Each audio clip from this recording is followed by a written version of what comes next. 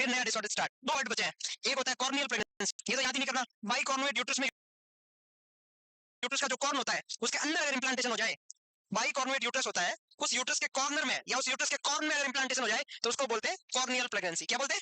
ये भी एक टाइप का एक्टोपिक प्रेगनेंसी का टाइप है। और सबसे लास्ट बच गया सर्वाइकल प्रेगनेंसी। अब बातें नहीं, एक्टोपिक प्रेगनेंसी तुमने 2.5 घंटे में पढ़ी है, सोचो है? आपने धीरे पढ़ी इसलिए ना, मैं कई बातें कर, कैसी झूठी बातें कर रही, चल झूठी है। क्या हुआ मैम? मैं कहाँ बातें कर रहा हूँ, ऐसे बोल रहे, मैं तो ज्ञान दे रहा था। कितनी इंपॉर्टेंट बातें बताइए, सुन लो। अपनी एक क्लास मतलब वैसे होती है, पता नहीं होता कि पता नहीं कौन सी क्लास भंडारे वाली हो सकती है। हाँ इसलिए आना था। कुछ कुछ स्टूडेंट तो ऐसे है 50% में, सच बताओ, आउट ऑफ राजस्थान वाले, तो ऑनलाइन बैच ले रखा है फटा करा, लेकिन एक बार ऑफलाइन का आनंद लेना बस। पहले ऑनलाइन पढ़ते हैं, फिर पता चलता है ओ माय गॉड इतने दिन हम कहाँ थे, हैं? फिर कहते नहीं ऑफलाइन जाओ, उसमें और कुछ अलग मिलेगा, फिर आते हैं। वाह वेरी गुड, फिर कोई नहीं रोकेगा तुम्हें सिलेक्शन से। हो गया कॉर्नियल। अब लास्ट बचा है सर्वाइकल। कौन सा क्राइटेरिया सर्वाइकल प्रेगनेंसी में? रूबिन। कौन सा? रूबी नहीं, रूबिन। Rubin criteria. कौन सा क्राइटेरिया? कौन सा? आर्मिस रूबिन। सर्वाइकल प्रेगनेंसी 16,000 में से किसी एक में होती है। 16,000 ये रिसर्च जरूरी नहीं है तुम 16,000 काउंट कर लो, एक में भी क्यों नहीं है, ऐसा नहीं है, बट ऐसा किताबों में। डेफिनेशन क्या है पहले सुनो, लिखने से पहले बेचे में उतारो, माइंड से ऐसे, फिर हाथों से ब्रेन में। माइंड और ब्रेन में क्या डिफरेंस है? Mind, difference between mind and brain. Mind की स्टडी साइकोलॉजी में की जाती है, ब्रेन की स्टडी एमएसएम एनाटॉमी में की जाती है। ब्रेन इज एनाटॉमिकल स्ट्रक्चर्स और physiological functions. Mind is imaginary things, जैसा आप सोचते हो, जैसा आप बिहेव करते हो, जैसा अपने आप को समझते हो, माइंड है सारा। तो पहले अपने माइंड से चीजों को कैच करो, फिर उसको इंप्लीमेंट करो। तो इसमें यही है, पहले when the implantation occurs in the cervical canal, जब सर्विक्स के अंदर इंप्लांटेशन हो जाए, पहली बात, ठीक है। इस क्राइटेरिया को बोलते हैं रूबिन क्राइटेरिया। कौन सा? आप पर क्या है देखो, सुनो। सर्विक्स लगभग कितने सेंटीमीटर की होती है? 2.5। भाई लेंथ कितनी होती है? बेवकूफ जैसे बात है, मैं जैसे कोई मैंने हिस्ट्री का क्वेश्चन पूछ लिया, ऐसे चुप हो जाता है। सर्विक्स पूछा है तो क्या हो गया? ये यूट्रस, ये सर्विक्स, ये 2.5। अब इससे और इसके बीच में कहीं पर भी क्या हो गया? इंप्लांटेशन हो गया। तब यहाँ इंप्लांटेशन हुआ है बीच में, तो चलो बात करते हैं। इसका मतलब यूट्रस एम्प्टी है, यूट्रस में गेस्टेशन सेक है, एम्प्टी। भाई यूट्राइन कैविटी इज एम्प्टी, तो यही तो लिखा है। ए सॉफ्ट इनलार्ज सर्विक्स इक्वल और लार्जर देन द फंडस। भाई जिसके अंदर इंप्लांटेशन होगा वो पार्ट बड़ा हो जाएगा, तो ये फंडस के कंपैरिजन में या तो इक्वल हो जाता है या बड़ा हो जाता है। वैसे छोटा होना चाहिए, बराबर हो जाए तो भी बड़ी बात है। और एम्प्टी यूट्राइन, यूट्रस में कुछ है ही नहीं, तो कुछ है ही नहीं तो कुछ है ही नहीं। Next, uterine bleeding following amenorrhoea. पहले एमनोरिया होगा, फिर हो सकता है इरिटेशन की वजह से सर्विक्स रप्चर हो जाए बाई चांस, तो ब्लीडिंग भी देखने को मिल सकती है without cramping pain. Cervical pregnancy में अगर बाई चांस, आज तक कभी आया नहीं है बट आ जाए कि कौन सी एक्टोपिक प्रेगनेंसी में पेन नहीं होता? कौन सी एक ही ऐसी है जिसमें पेन नहीं होता? और सारी एक्टोपिक प्रेगनेंसी होती है, चाहे वो फैलोपियन ट्यूब, कैंपुला में हो, कहीं पर भी हो, सब में पेन है। इसके अंदर पेनलेस स्टार्टिंग में। फिर product of conception entirely confined within the family attached to endocervix. Endocervix uterus के पास है या एक्टोसर्विक्स, लिखना नहीं है, पूरी बातें पर समझेंगे। यूट्रस के पास में कौन सा है? वेजिना के पास में एक्टोसर्विक्स है ना। तो ये जैसे सर्विक्स है, इसको तो बोलते हैं, ये यूट्रस है, इसको तो बोलते हैं एंडोसर्विक्स और इसको बोलते हैं एक्टोसर्विक्स। तो इसके अंदर क्या लिखा है? प्रोडक्ट ऑफ कंसेप्शन, जो एम्ब्रियो है, प्रोडक्ट ऑफ कंसेप्शन का मतलब जो एम्ब्रियो है वो एंडोसर्विक्स में रहता है। इधर से आता है तो कहां रहेगा? क्योंकि नीचे जो जो आता है वो नैरो होता है थोड़ा, तो ये एंडोसर्विक्स में रहेगा। किसमें, किसके पास रहेगा? नेक्स्ट, इंटरनल ओस क्लोज हो जाती है और एक्सटर्नल ओस बाद में ओपन रहती है, उसकी वजह से ब्लीडिंग होती है। जब एक बार इंप्लांटेशन के टाइम यहाँ पर आ गया तो ये इंटरनल ओस तो क्लोज हो जाएगी, ये ओस कैसी रहेगी? ओपन, तो यहाँ से ब्लीडिंग वेजिनल कैनाल के थ्रू होती रहेगी। किसको बोलते हैं? रूबिन। क्या बोलते हैं इसको? Not Rubin test, it is Rubin criteria, not Rubin manual. Rubin manual अलग था, रूबिन टेस्ट अलग है, रूबिन क्राइटेरिया अलग है। There is a three type of Rubin in OBC. समझ गए? वाह भाई वाह। तो कुल मिला के बात यह है, एक्टोपिक प्रेगनेंसी का टॉपिक खत्म हुआ। हम पढ़ेंगे GTD।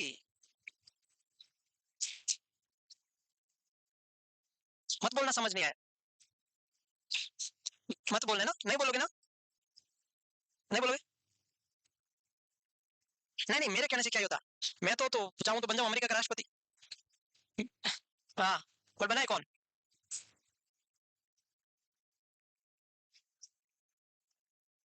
है? बढ़िया है, तुम बोल रहे हो ना जो भी अपने आप से सवाल पूछे सब सही बोल रहे हो। मेडिकल टर्मिनोलॉजी में इसको बोलते हैं क्या, मैं वो भी नहीं बताऊंगा, रहने दो रे, तुम्हारा दिल बुरा मान जाएगा।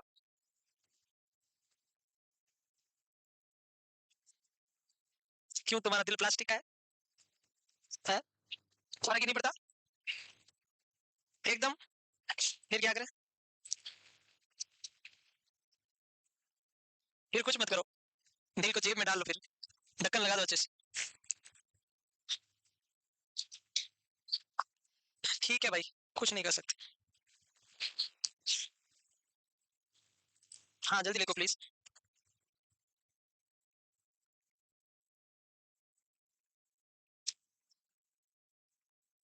अरे लिख लो, क्या लिखोगे?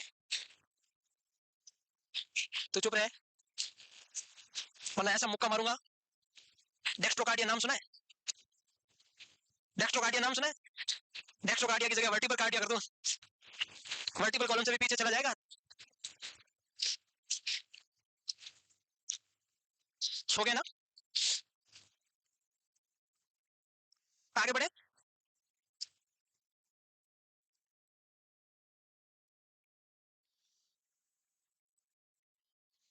हाँ जी, डन। सुनो आगे बढ़ सकता हूँ ना? अब तो लिख लिया होगा ना? टाइम तो मैंने खूब दिया, मुझे लगता है ऐसा, फिर पता नहीं दिया ना। अब नेक्स्ट डिसऑर्डर ये वही है, सर्वाइकल प्रेगनेंसी है। इमेज भी आ जाएगा कल के दिन, ये कौन सी प्रेगनेंसी है? कौन सी है? Cervical pregnancy. डन, फिनिश, आगे बढ़े। नेक्स्ट स्टडी हेडिंग लगाओ जीटीडी, जिसका दूसरा नाम है ये। इसके चार पांच नाम है, कम से कम चार पांच है। एक तो इसको बोलते हैं G T D.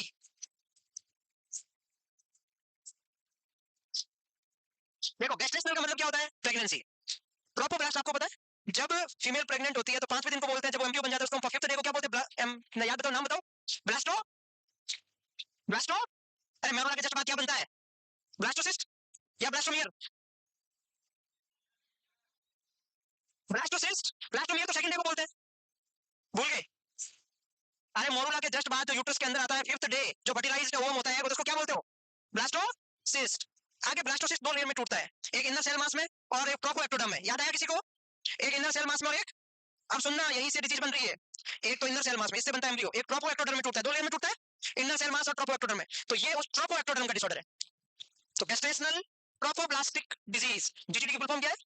Gestational trophoblastic disease. तो इस ट्रोफोब्लास्ट का डिसऑर्डर है। ट्रोफोब्लास्ट से आपको याद होगा दो लेयर बनी थी, साइटियोट्रोपोब्लास्ट, सिनसाइटियोट्रोपोब्लास्ट। और आपको याद होगा सिनसाइटियोट्रोपोब्लास्ट से कौन सा हार्मोन निकलता है?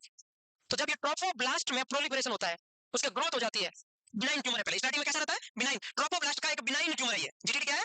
Benign tumour of trophoblast. तो बताओ ग्रोथ ज्यादा होगी तो एससीजी, सिनसाइटियोट्रोपोब्लास्ट भी ज्यादा ग्रो होगी। सिनसाइटियोट्रोपोब्लास्ट ज्यादा ग्रो होगी तो एससीजी बहुत ज्यादा, even more than lakh, lakh unit से भी ज्यादा हो सकता है। तो जीटीडी में एससीजी ज्यादा होता है, कम? बहुत ज्यादा। तो किसका डिसऑर्डर है ये? ट्रोफोब्लास्ट का डिसऑर्डर है, इसलिए इसमें एससीजी। अब आपको याद होगा सिनसाइटियोट्रोपोब्लास्ट में कौन सी विलाई बनती है? Chorionic villi. पहले प्राइमरी, फिर सेकेंडरी, फिर थर्सरी। कुल मिला के किसकी बात कर रहे हैं? कोरियोन की। तो मैं ये सीधा बोल दूं, ये प्लेसेंटा के कोरियोन का डिसऑर्डर है। किसका डिसऑर्डर है? तो अब सुनो अच्छे से, जीटीडी ट्रोपोब्लास्ट का डिसऑर्डर है, सही बात है, ये भी सही है। जीटीडी प्लेसेंटा के कोरियोन का डिसऑर्डर है, सही है। स्टार्टिंग में ये जो कैंसर ट्यूमर नहीं होता उसको कौन सा ट्यूमर बोलते हैं? बिनाइन। तो ये स्टार्टिंग में कैसा है? बिनाइन है, लेकिन इसका लेट कॉम्प्लिकेशन में क्या हो सकता है? कोरियोकार्सिनोमा हो सकता है। किसका? कोरियोन का। तो लेट कॉम्प्लिकेशन क्या है? कोरियोकार्सिनोमा भी, कैंसर भी हो सकता है। तो ये क्या हुआ? गेस्टेशनल ट्रोपोब्लास्टिक डिजीज, एक प्लेसेंटा के कोरियोन का डिसऑर्डर है, जिसमें एससीजी बहुत ज्यादा बढ़ जाता है, क्योंकि ये कोरियोन का, ट्रोपोब्लास्ट का एक बिनाइन ट्यूमर है। न्यूप्लाजिया मतलब ट्यूमर, न्यूप्लाज्म का मतलब क्या होता है? कैंसर पढ़ा आपने ओंकोलॉजी में, न्यूप्लाज्म मतलब ट्यूमर ही तो होता है। तो स्टार्टिंग में ये बिनाइन है और बाद में मेलिग्नेंट हो जाता है, इतना समझ में आया? क्योंकि ये दिखने में हाइड्रेट सिस्ट जैसा दिखता है। कौन सी सिस्ट जैसा? डॉग वॉर्म की वजह से एक स्पेशल सिस्ट होती है, उसको बोलते हैं हाइड्रेट सिस्ट, इसीलिए इसका नाम पड़ गया। क्या नाम पड़ गया? क्योंकि जीटीडी किसके जैसा दिखता है? हाइड्रेट, इसलिए हाइड्रेटेड किसके जैसा दिखता है, वो आगे पढ़ेंगे पूरा। तो इसलिए इसका नाम क्या पड़ गया? मोल मतलब कोई ऐसा एक वॉल्ट है और उसके जैसा दिखता है, डॉग वॉर्म होता है एक हाइड्रेट सिस्ट, तो इसकी वजह से नाम पड़ गया हाइड्रेटेड फॉर्म मोल। क्योंकि ये मोल है, ग्रोथ हो जाती है ट्यूमर लाइक, इसीलिए इसका तीसरा नाम है मोलर प्रेगनेंसी। इसी को क्या बोलते हैं? Molar pregnancy. तीसरा नाम क्या है? पहला नाम हाइड्रेटेड फॉर्म मोल, इसी को हम बोलते हैं गेस्टेशनल ट्रोपोब्लास्टिक डिजीज। कौन सी डिजीज? इसी को ही बोलते हैं मोलर प्रेगनेंसी। इसमें क्या होता है? हाइड्रेट सिस्ट होते हैं, इसमें फीटस के सिस्ट बन जाते हैं, फीटस अंदर डैमेज हो जाता है और वेसिकल्स के रूप में बाहर निकलता है, और ग्रेप्स लाइक वेसिकल्स, अंगूर के क्लस्टर जैसा डिस्चार्ज होता है वजाइना से, खूब सारे अंगूर के क्लस्टर जैसे, मतलब ग्रेप्स लाइक क्लस्टर्स। तो हम इसको बोलते हैं, क्या बोलते हैं? वेसिकुलर मोल भी बोलते हैं, वेसिकुलर मोल। तो कितने नाम हो गए? एक आधा नाम और भी रख सकते हैं चाहे तो, रख सकते हैं। कितने हो गए? चार नाम हो गए। चार हो गए नहीं हुए? Vesicular mole, gestational trophoblastic disease, molar pregnancy, hydatidiform mole, यहां तक समझ में आ गया क्या? चार नाम से बैटिंग लगानी, चार क्यों क्यों नाम दिया हमने, ऐसे ऑब्लिक ऑब्लिक करके चार नाम दे सकते हैं। अब ये दो टाइप का होता है, कंप्लीट भी होता है, कई बार बहुत ज्यादा ग्रोथ कर जाए तो उसको बोलते हैं कंप्लीट हाइड्रेटेड फॉर्म मोल, और कई बार पार्शियल हो तो आधा फीटस तो ठीक डेवलप होता है, आधे फीटस का मोल बन जाता है, उसको बोलते हैं पार्शियल हाइड्रेटेड फॉर्म मोल। तो ये कितने टाइप का होता है हाइड्रेटेड फॉर्म मोल? दो, कंप्लीट और पार्शियल। और पार्शियल को मेडिकल टर्मिनोलॉजी में फोकल भी बोलते हैं। आपने सीजर पढ़ा? एक होता है जनरलाइज सीजर, एक होता है फोकल सीजर। सीजर में पढ़ते हो what is focal seizure, partial seizure का दूसरा नाम what is partial seizure, focal seizure, what is focal seizure, partial seizure, बेवकूफ बोलते हैं इसको। जनरलाइज सीजर की डेफिनेशन कौन बताएगा मुझे? The definition of generalise seizure, एक वर्ड में आंसर देना पूरा आ जाना चाहिए, एक वर्ड में आंसर देना है और सब कुछ आ जाना चाहिए। ये एम्स ऐसे पूछता है जनरलाइज सीजर एज क्या है, पूरी बॉडी इफेक्ट होती है, ऐसा बोलोगे? क्या बोलोगे? Generalise seizure edge. अच्छा, ब्रेन के कितने हेमिस्फीयर होते हैं? जब ब्रेन के दोनों हेमिस्फीयर अफेक्ट होते हैं उसको जनरलाइज बोलते हैं, जब ब्रेन का एक हेमिस्फीयर अफेक्ट होता है उसको पार्शियल या फोकल बोलते हैं। ये हो गया डेफिनेशन खत्म। भाई ब्रेन के कितने हेमिस्फीयर? दो, राइट और लेफ्ट। जब दोनों हेमिस्फीयर अफेक्ट है, ये किसको कंट्रोल करता है? भाई राइट वाला किसको करता है? लेफ्ट को। लेफ्ट वाला किसको करता है? राइट को। तो दोनों हेमिस्फीयर अफेक्ट है, इसका मतलब पूरी बॉडी अफेक्ट है। तो पूरी बॉडी न बोल के ऐसे बोल दो, जब ब्रेन के दोनों हेमिस्फीयर अफेक्ट होते हैं उसको जनरलाइज सीजर बोलते हैं, ब्रेन का दोनों हेमिस्फीयर अफेक्ट नहीं होते उसको पार्शियल सीजर बोलते हैं। ये कह सकते हैं? तो इसमें होता है इनकम्प्लीट को फोकल बोल सकते हैं, यस और नो? इनकम्प्लीट को क्या बोल सकते हैं? कि कोरियोनिक विलाई का फोकल प्रॉब्लम रहता है तो इनकम्प्लीट है, और दूसरे में कंप्लीट है तो उसमें बीटा साउंड वगैरह कुछ नहीं आएगी, सब खत्म मामला। समझ में आई बात? इतनी थी एडिंग एडिंग समझ में आई क्या? बाकी सब छोड़ो। चार नाम समझ में आ गए क्या? आगे ना क्या क्या नाम है समझ में आ गए? Vesicular mole, molar pregnancy, GTD, hydatidiform mole, खत्म बात। हेडिंग समझ में आ गई?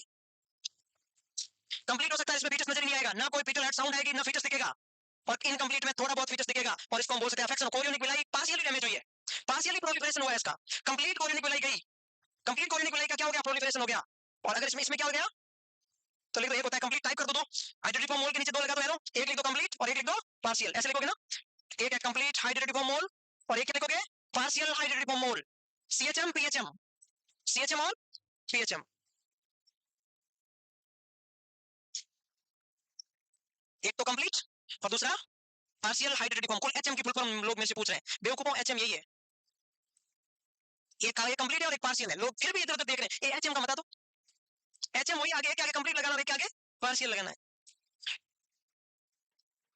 लिख दिया। कंप्लीट में कुछ खास लिखना नहीं है, कुछ पूरा पढ़ेंगे वैसे।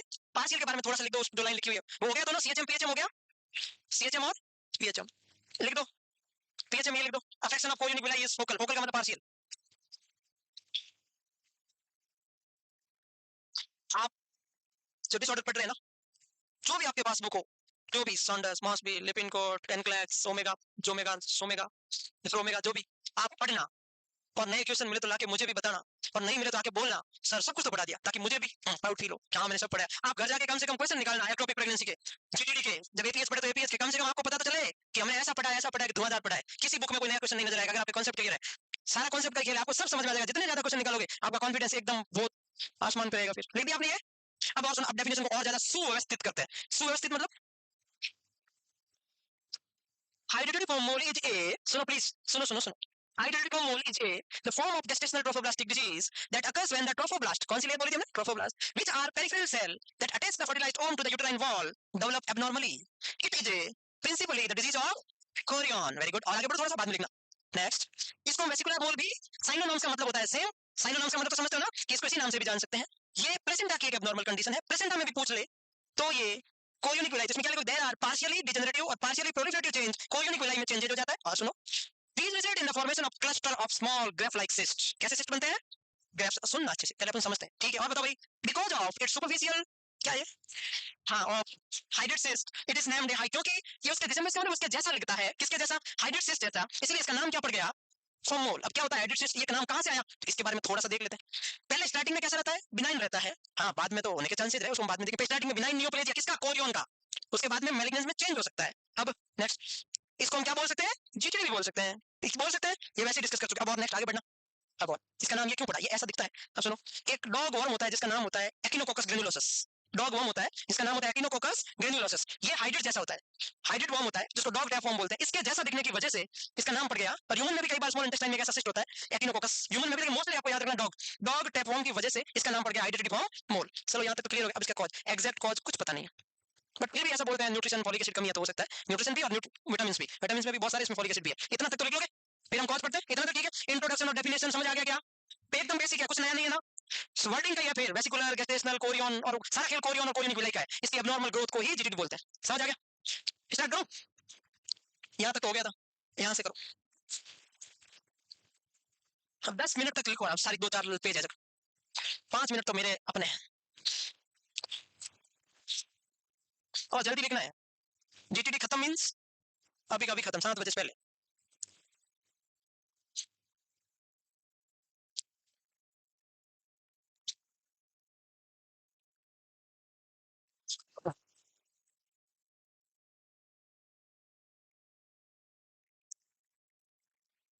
मैं थोड़ी ज्यादा हिंदी बोलता हूँ ना, ऐसा मुझे लगता है।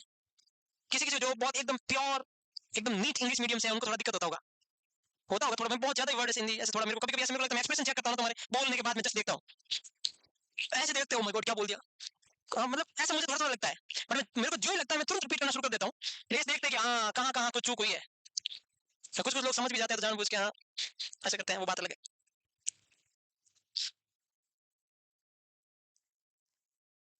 हाँ कुछ भी समझ नहीं आया ना तो आप ऐसे पूछ सकते हो, सर वापस बताओ ऐसे वो ये जो भी है। ऐसे नहीं मानना क्या है, आपने पैसे दिए बहुत, समझ आ रही? हाँ तो फिर जब आप तुम 70 रुपए का 80 रुपए का 100 रुपए का जूस पीते हो सेक, थोड़ा पीछे बच जाता है ना, आवाज आती हो टेढ़ा मेढ़ा करके छोड़ते नहीं हो, जब तक खत्म हो जाए तभी टेढ़ा करके खुद टेढ़े हो जाते हैं। टेढ़ा करना था उसको और टेढ़े हो जाते ऐसे ऐसे करते बेवकूफ, करते कि नहीं? तो यहाँ पर भी वी आर ग्लास, मैं सच कह रहा हूँ। हाँ तो प्लीज पढ़ाई के साथ में नो समझौता, बैंड सच में मजाक नहीं कर रहा, पूरा क्रश, क्रश मतलब कूटना बेवकूफ, क्रश का मतलब होता है तोड़ना, पार्ट में बांटना, बैंड बजाना, कुल मिला के बात है। तुम वो सोच रहे हो क्रश कुछ और होता है, वो क्रश कुछ और है, वो मैं नहीं समझता क्या होता है क्रश, मैं नहीं समझता, मेरे को ऐसे वो क्रश क्रश फर्श नहीं आता। एक होता है क्रश एक होता है क्रश, दोनों डिफरेंस है। हो गया ना? लिखो फटाफट, अरे लिखो, समझो। आए बड़े क्रश वर्ड आते बहुत, तुम ये लिखो GTD is a crush in nor set, ठीक हो? कौन हंस रहा है ऐसे?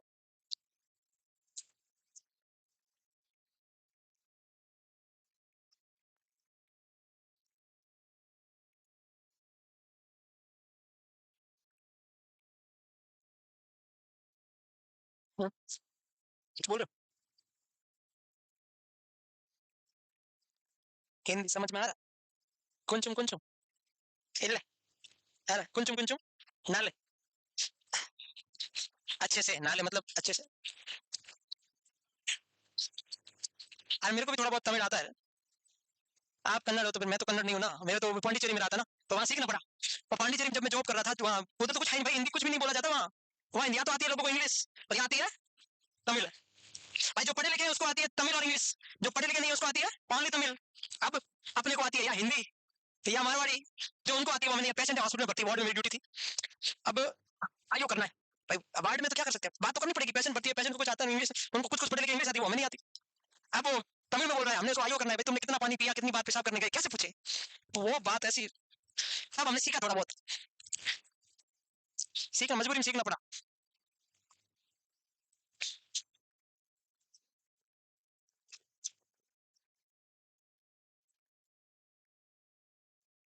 अपने इधर राजस्थान में ना महीने में 30 दिन होते हैं। अरे पूरी बात तो सुनो, तुम पहले बात को पकड़ लेते हैं, सुनो ना प्लीज। महीने में 30 दिन होते हैं और हम मोस्टली कुछ लोग 2 टाइम कुछ लोग 3 टाइम जैसे खाना खाते हैं, तो अगर हम 2 टाइम भी खाना बनाते हैं तो 60 टाइम अपन महीने में खाना बनाते हैं, 60 टाइम हम चपाती बनाते हैं, ठीक है ना? यस और नो? जो अपने राजस्थान से बाहर वाले लोग हैं ये बोलते हैं तुम एनी टाइम चपाती खाते हो, है ना? ऐसा लगता है, और स्पेशली साउथ साइड में चपाती तो कोई 12 महीने में एक बार ही खाते हैं। आपने तो फिक्स है बिना चपाती के कौन सा खाना, इधर को खाना ही नहीं हुआ बिना भाई, बिना रोटी के कौन सा खाना, उधर अगर रोटी बन गई तो मतलब 12 महीने में एक बार है, कोई बार बस है। कड़ी, कड़ी is actually starter in the Rajasthani dish, it is a low calorie high eco friendly diet। सच में, तुम कड़ी की बात कर रहे हो बेवकूफ, राजस्थान में तो ऐसी ऐसी डिश होती है तुम सोच नहीं सकते, तुम सोच भी नहीं सकते ऐसी ऐसी डिश होती है।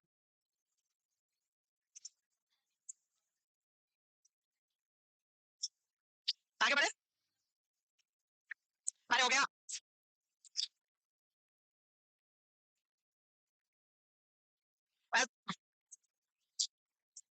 हो जाएगी, 8 बजेगी, तुम्हारी चपाती ठंडी हो जाएगी।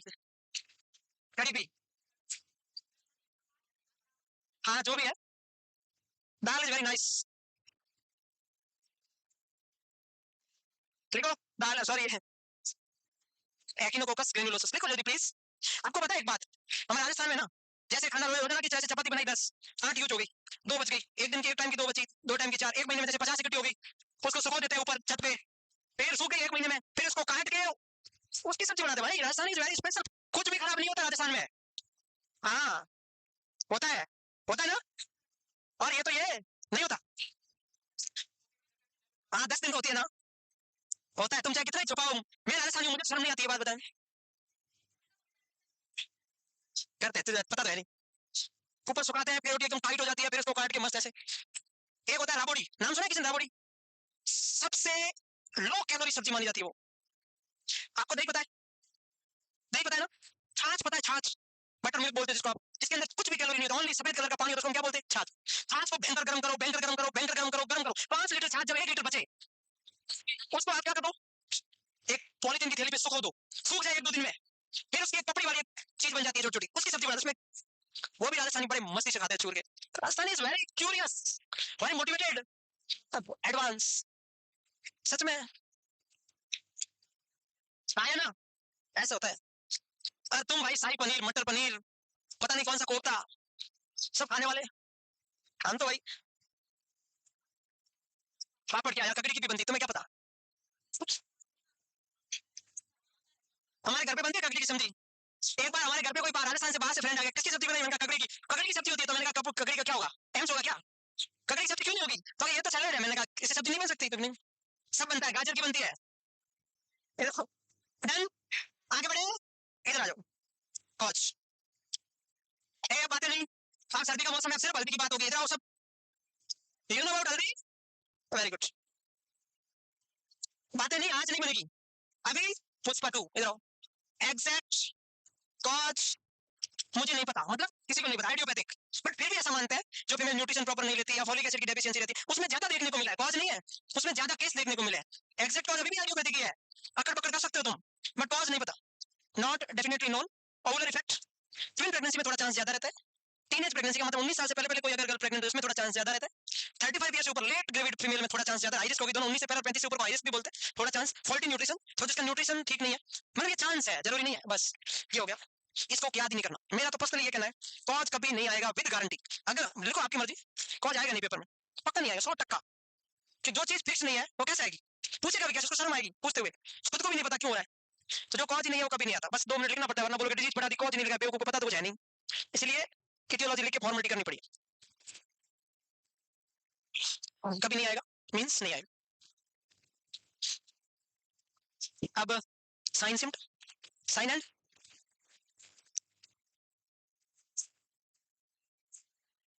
कौन से सिम्टम आ रहे हैं?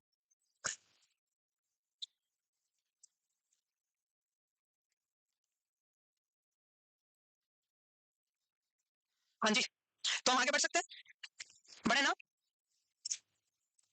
किसकी बातें लिखनी थी, 2 बातें लिख ली हमें। अब हम आते हैं क्लिनिकल मैनिफेस्टेशन। साइन सिम्टम को क्लिनिकल मैनिफेस्टेशन बोलते हैं, ठीक है। हाँ सुन लिया बाबू।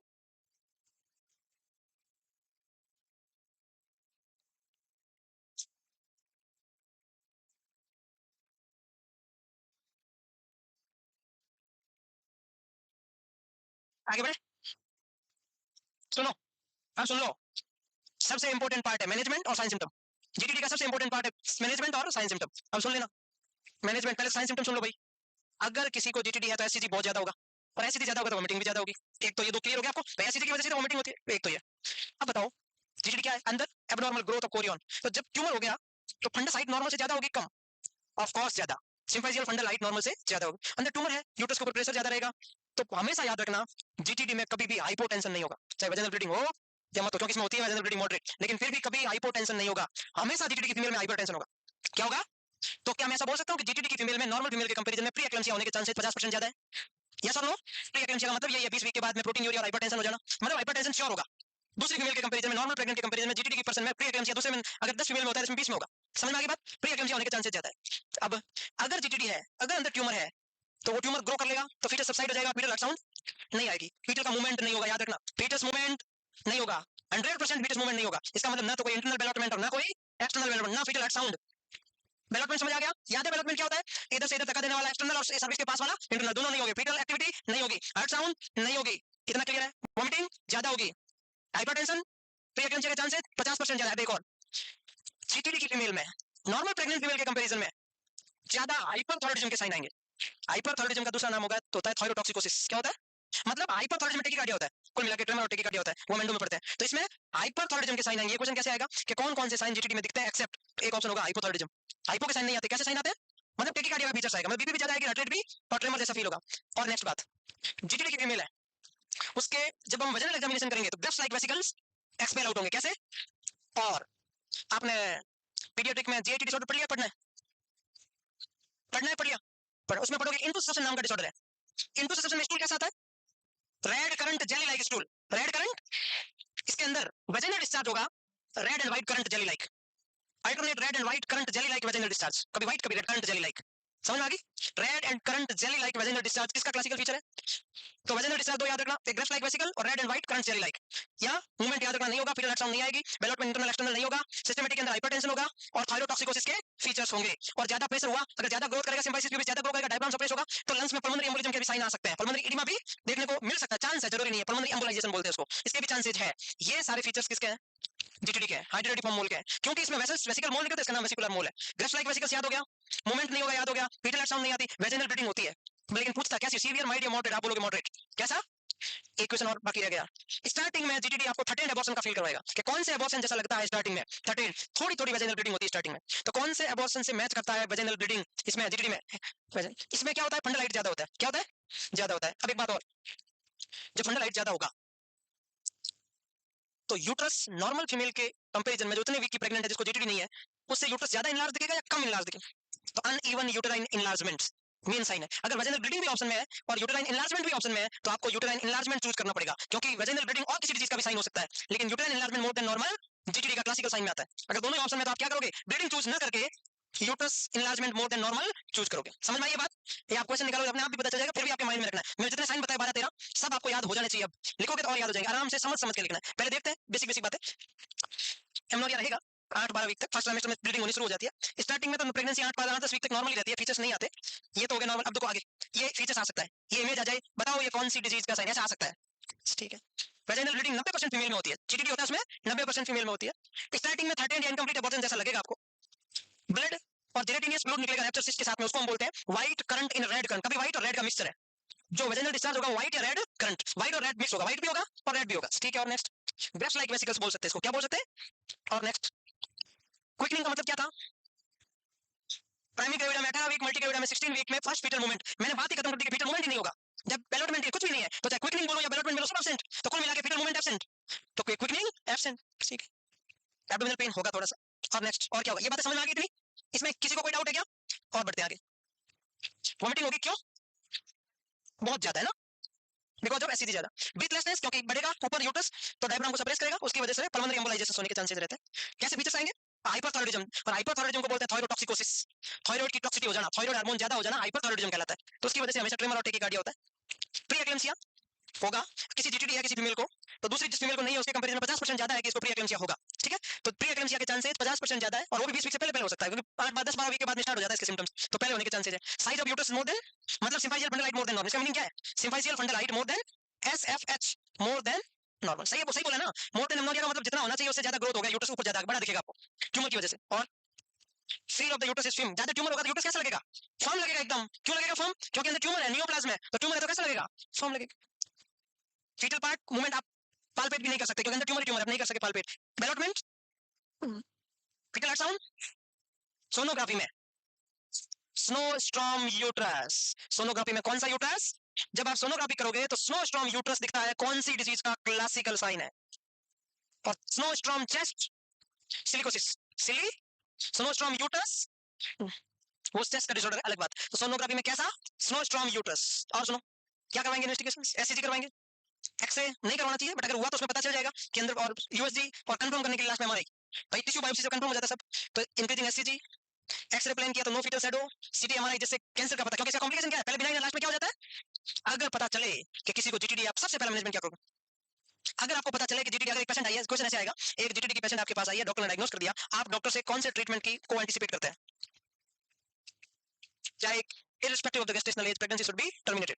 चाहे वो 20 वीक की है, चाहे वो 37 वीक की है, चाहे वो 13 वीक की है, एक ही इलाज है, प्रेगनेंसी कंटिन्यू नहीं हो सकती, करी तो कैंसर हो जाएगा, चली जाएगी वो, और कैंसर पूरे फैल जाएगा, आगे मेटास्टेसिस हो जाएगा, अभी तो यूट्रस तक है, हो सकता है कहीं और भी चला जाए। तो जितना जल्दी हो सके प्रेगनेंसी को टर्मिनेट करना है, जितना जल्दी हो सके प्रेगनेंसी को। एक फीमेल है जिसको जीटीडी हुआ, प्रेगनेंसी टर्मिनेट करी, काउंसलिंग के टाइम उसको क्या सलाह देंगे? उसके पास उसको उसके हस्बैंड को, दोनों को क्या काउंसलिंग करेंगे? क्या काउंसलिंग करेंगे? इंपॉर्टेंट सवाल है। किसी भी हालत में 12 महीने तक प्रेग्नेंट नहीं होना है। जीटीडी के बाद में कितने महीने तक? रूबेला के बाद में 3 महीने था ना, इसमें 12 मंथ तक कॉन्ट्रासेप्शन यूज करना है। Absolute contraindication of the pregnancy next for 12 months. समझ में आई बात? नहीं होना प्रेग्नेंट मतलब ये स्पेशल काउंसलिंग है। ये बात समझ में आ गई? दो बातें। एक तीसरा क्वेश्चन पूछता हूं, मैनेजमेंट का क्वेश्चन है, बट पूछ लेता हूं पहले ताकि आपको याद रहेगा मैनेजमेंट। एक फीमेल है जिसका जीटीडी है, तो डॉक्टर ने बोल दिया, जैसे आपने भी बताया कि प्रेगनेंसी को टर्मिनेट करना है। प्रेगनेंसी को टर्मिनेट करते समय आपको कौन सी बात का मेन ध्यान रखना है? जो भी फीटस का पार्ट बाहर निकले उसको माइक्रोबायोलॉजी, उसको पैथोलॉजी लैब भेजना है, उसकी बायोप्सी चेक करें, इसको कैंसर हुआ कि नहीं हुआ, उसको भेजना है मेटास्टेटिस इंजरी के लिए, मतलब मेटास्टेसिस स्टडी के लिए। इंजरी तो हो गई है लेकिन उसकी स्टडी के लिए कि कितना आगे कैंसर ग्रो किया है, मेटास्टेसिस हुआ या नहीं हुआ। तो जो भी पार्ट बाहर निकले उसका कुछ पार्ट आपको कहां भेजना? लैब भेजना। ये तीन बातें, 12 महीने कॉन्ट्राइंडिकेशन, लैब भेजना है, प्रेगनेंसी को जितना जल्दी हो सके टर्मिनेट करवाना है, वेजाइनल हो तो वेजाइनल करवाओ, सर्विक्स फेवरेबल नहीं हो तो आप सिजेरियन कराओ, लेकिन खत्म करनी प्रेगनेंसी, जितना जल्दी हो सके प्रेगनेंसी को, पता चलते ही प्रेगनेंसी को एंड करना है, टर्मिनेट करना है। ये तीन बातें याद रखना है। समझ में आई बात? साइंस सिम्टम आए समझ में? तो ये इन्वेस्टिगेशन हो गई, फिर हम मैनेजमेंट पढ़ लेंगे, एसईजी पूरा हो जाएगा। देखो इतना एसईजी था, इतना देखो कितना सिंपल है जीटीडी। नहीं पढ़ो तब तक लगता है ओ माय गॉड क्या डिजीज है जीटीडी। यही तो बात है ना, समझे कौन? यही से स्टार्ट है।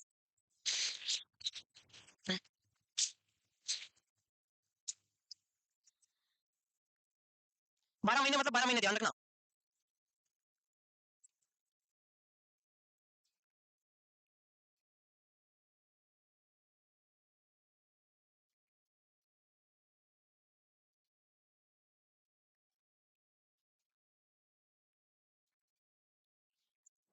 क्या हुआ? हो गया? अरे यार वेरी एक्सपर्ट। देखो, हाँ तुम नहीं लिखा? अच्छा अच्छे से लिख रहे हो, टू मच एक्सपर्ट। इसमें ऐसा क्या था जो 4 मिनट तक नहीं हुए? इसमें ऐसा क्या था? 4 मिनट तक नहीं लिखा, क्या हुआ? बेवकूफ। आप लिखो है, अरे जल्दी लिख लो फटाफट, बातें मत करो ना, ऐसे क्या कर रहे हो तुम? है बच्चों जैसे, बीएससी नर्सिंग पूरी कर ली, पीडिया पढ़ ली, ओबीजी पढ़ ली, एमएसएन एनाटॉमी सब पढ़ लिया, फिर भी अभी तक बच्चों जैसे कर रहे हो। तुमने जो सब पढ़ा है जो एमबीबीएस वाले पढ़ते हैं, लेकिन लखन अभी तक हमारे सब सर्टिफिकेट कोर्स वाले हैं, कर लिया हमने बीएससी एमएससी सब।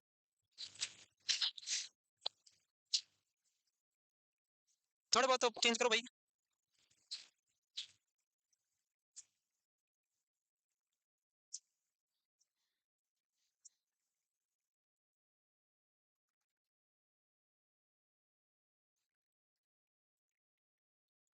लिख रहे हो ना? जीटीडी पूरा हो जाएगा ना फिर तो? हाँ जीटीडी पूरा हो जाए पार्टी दूंगा, जैसे कोई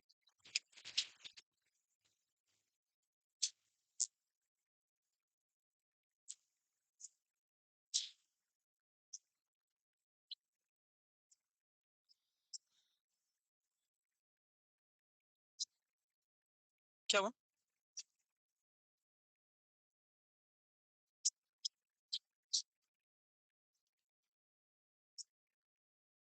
रिस्क रहता है कि जब यूट्रस ज्यादा ग्रो करेगा, ऊपर डायफ्राम ऊपर जाएगा, तो लंग्स और हार्ट के बीच में ब्लड फ्लो में वेरिएशन आएगा, उसकी वजह से पल्मोनरी एम्बोलाइजेशन हो सकता है, चांस है। कोई बात नहीं, नहीं लिया ना, मस्त कर ले होगा, पक्का ना? ठीक।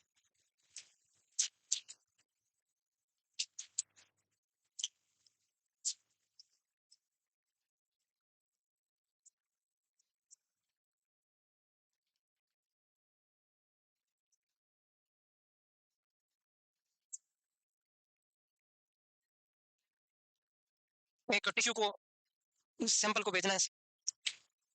लिखा? पूरा हो गया? सच में? ये हुई ना बात, ये हुई ना बात, ये हुई ना बात।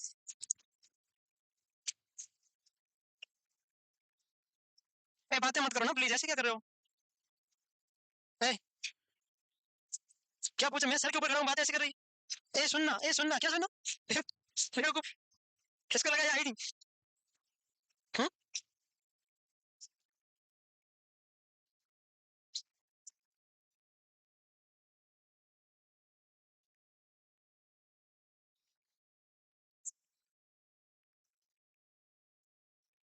हाँ पुराने वालों का आप बताएंगे।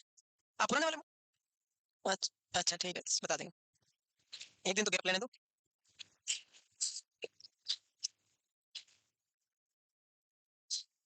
है कहाँ पर? पढ़ा नहीं? नहीं क्या हुआ? कौन? नाम तो बताओ, नाम तो बताओ।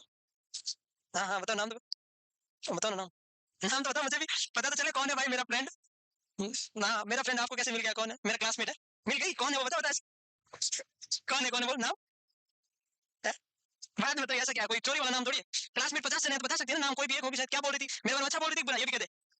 है इतना भी तो बता दे। हाँ मेरे को वो क्या बोलते हैं उसको, रेस्टलेसनेस वॉकी टॉकी हो रहा है। ऐसे कैसे मुझे नाम बता उसका फटाफट, बता जल्दी, वरना क्लास से बाहर निकाल दो उसको। मेरे रेस्टलेस करके मौज कर रही है। सर आपकी एक फ्रेंड मिली थी क्लासमेट, वो कुछ कह रही थी, आगे तो बोल, पता चले क्या कह रही थी भाई। वो तो तारीफ ही करेंगे, बुरा कौन बोलेगा? तो एक तुम लोग हो जो बुराई कर रहे हो। हाँ रिस्क इसलिए है कि जब यूट्रस ज्यादा ग्रो करेगा, क्यों ट्यूमर है, ट्यूमर बहुत ज्यादा ग्रो कर सकता है तो ग्रो करेगा, डायफ्राम ऊपर जाएगा तो लंग कंप्रेस हो गया, तो हार्ट और लंग के बीच में सर्कुलेशन कंप्रोमाइज हुआ तो एम्बोलाइजेशन का रिस्क रहेगा। हम्म, हाँ नहीं ट्यूमर का मतलब होता है एबनॉर्मल। हाँ हाँ हाँ नहीं ट्यूमर की ग्रोथ एबनॉर्मल मेटास्टेसिस हो गया तो कितनी भी हो सकती है, अगर बाई चांस कैंसरस ग्रोथ हो गई तो कितनी भी हो सकती है ना। और कैंसरस ग्रोथ नहीं हुई तो नहीं होगा। रिस्क इसलिए है कि अगर कैंसरस ग्रोथ हो गई तो रिस्क रहेगा और सब में तो नहीं रहेगा। अरे तुम लिख लो रे, ऐसे खूब है क्लासमेट, मिलते रहेंगे बातें होती रहेगी। हाँ अब ये भी लड़की बड़ी बदमाश है जो भी है, मेरे को बता के आधी बात छोड़ दी बता के। अब आज धीरे बोलना। मैंने सुन लिया, मैंने सुन लिया ना। मैंने सुन लिया बस, ठीक है धीरे बोलो। ठीक है हाँ लिखो अगली को। नेक्स्ट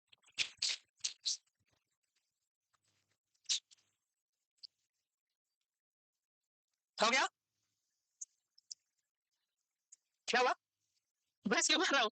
बस कुछ नहीं मारा। मेरे को होता है वो एक परसों मैंने आपको बात बोली थी याद है 4 दिन पहले, मैंने कहा मेरे आते हैं 75 में से इतने नंबर, उसके आते थोड़े कम, फिर आप इसे उसी का ही नाम ले रही है तो मैं क्या करूँ बताओ। तो इसलिए वही कंप्यूटर रैंक आए बराबर मेरे, मैं इतने सारे नंबर लेके आ रहा हूँ थ्योरी में। वो पता नहीं क्या जादू करती है, जादू सी है is really sorry she is very talented बहुत ज्यादा। और एक ये भी होता है थोड़ा बहुत फर्क भी पड़ता है, प्राइवेट कॉलेज है, उनकी मम्मी शायद नर्सिंग सुपरिटेंडेंट ऐसा कुछ है अपने एमजीएच में ना, उसमें तो उसका भी थोड़ा बहुत relative, college and college private होती है तो कोई वैसा रिलेटिव की उनकी थोड़ा बहुत, तो अपना नॉन थोड़ा बहुत होता है उसका नंबर ज्यादा भी नॉर्मल भी नहीं मिला है ना भाई, अपना तो बेसिक है। हाँ सच में मैं झूठ थोड़ी बोल रहा हूँ, जानते हैं इसलिए सीधी बात, मैं झूठ बोलते नहीं हूँ। तो कभी उसकी रैंक फर्स्ट कभी, लेकिन नंबर अपने इतने आते थे थ्योरी में। हाँ इतने, जब कंपटीशन वगैरह में करके आया, जब मेरे खूब सारे सिलेक्शन वगैरह हुए, हाँ जब हम कॉलेज में पढ़ते थे हमारी रैंक ऐसे बराबर आती थी। लेकिन जब मैं कोचिंग वोचिंग सब करके आया, टकाटक पढ़ाई वढ़ाई की, सिलेक्शन की लिस्ट आने लगी, फिर मेरे को एकदम बोला प्लीज कैसे पढ़ना है एक बार बता, मैंने तो टॉपर है ना। हाँ उसने पढ़ाई की भी थी, बट बीच में छोड़ दी फिर, due to any reasons I don't know. हाँ बीच में उसको दिक्कत हो गया, ये नाम सुना कार्पल टनल सिंड्रोम, ऐसा उसको कुछ दिक्कत हो गई, छोड़ दिया उसने पढ़ाई, फिर बाद में शायद लगी होगी, मुझे आइडिया नहीं है, अभी जॉब में होगी शायद, आई डोंट नो। पहले 2-3 साल पहले की बात बता रहा हूँ। तो उसमें ना फीचर पार्ट मूव करेगा।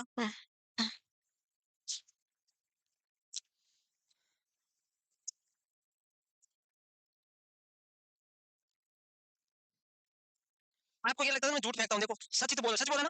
तो फिर उसने मेरा अच्छा ही बोला ना, बुरा तो नहीं बोला ना है। मैंने उसकी एक्टिवा खूब घुमाई फ्री में, मैं खूब लेके जाता था, मैं भाई देख मैं खूब मतलब ले जाता भाई, मार्केट चला जाता, लेके अभी आ रहा हूँ 2 मिनट में, मेरे पास तो होती नहीं थी, हम तो सिटी बस में जाने वाले 10 रुपए में, वो एक्टिवा लेके आती थी, मैं लेके चला जाता था। वो पैसे वाले थे, हम गरीब।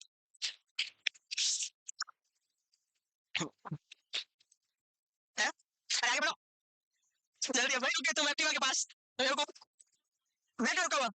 Sonography, next sonography, next snow storm appearance, snow storm appearance, snow storm appearance. और आप जाके मत बोल देना कि सर ने कुछ बुरा बोला, ऐसे बोला, आपकी भी खूब तारीफ की, ये दुआदार। हाँ वो तो मेरे को सर ही नहीं बोलती, तू बोलती है मेरे को। क्लास में कौन सर बोलता है, बोलते भाई, क्लास में कोई सर बोलता है? क्लासमेट कौन सर बोलेगा? ठीक है, कोई ना, अपने को क्या है, सर से क्या लेना देना, हो गया ना। नेक्स्ट इन्वेस्टिगेशन, लिखो लिखो। हाँ सुनो सुनो, लिखने में क्या जो रहा है, वापस बैक, फिर बैक बैक बोल रही हो, लिखो जल्दी, फास्ट लिखो ना प्लीज। लिखो लिखो, हाँ जी जल्दी लिखो रे। हंस क्यों रहे हो रे, इतना क्यों हंस रहे हो? मैं नहीं हंस रहा, तुम लोग हंस रहे हो। ब्लस क्या होता है ये तो बताओ, किसको बोलते हैं ब्लस? शर्मा रहा है, मैं क्यों शर्मा हूँ भाई, मेरे को क्यों शर्मा है बताओ?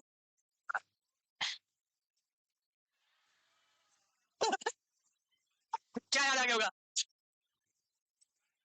ऐस लिखो तुम, याद आ गया, ऐसे क्या याद आ गया बेवकूफ? अरे भाई तुम लिख दो, वो कोई 3 इडियट की एक्टिवा नहीं थी। चलो याद है, इतनी बेवकूफ बातें मत किया करो। आई डोंट नो, आई जस्ट इतना जानता है कि मैं नर्सिंग पढ़ाता हूँ और हम पढ़ते हैं और हमें सिलेक्शन लेना है और पढ़ाई करना है, बाकी सब ये एक्टिवा कुछ नहीं। अब कार की हेलीकॉप्टर की बातें करो ना, क्या है एक्टिवा, है ना, हो गया ना। नेक्स्ट, कुछ लोग बोले हमारे हाथ दर्द कैसे कर रहे हैं, कुछ लोग बोले हम तो लेके बैठ गए ऐसे, अभी तक क्या है मेरे को समझ में नहीं आ रहा, मुझे कौन सी स्पीड से चलना चाहिए।